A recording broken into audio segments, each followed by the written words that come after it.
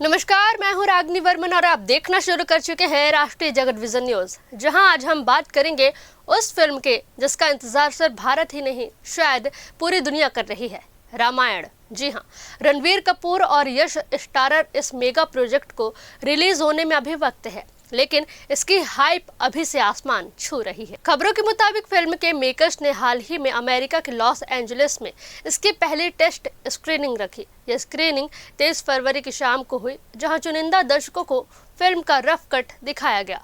खास बात यह रही कि स्क्रीनिंग सिनेमार्क प्लेया विस्टा में आयोजित की गई। बता दें कि टेस्ट स्क्रीनिंग का मतलब होता है रिलीज से पहले फिल्म को सीमित दर्शकों को दिखाना, ताकि उनके रिएक्शन और फीडबैक के आधार पर जरूरी बदलाव किए जा सके।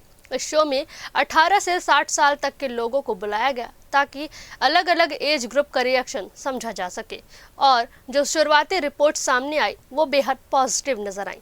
कहा जा रहा है कि फिल्म का लार्जर देन लाइफ स्केल और world class visual effects American audience को भी हैरान कर गए।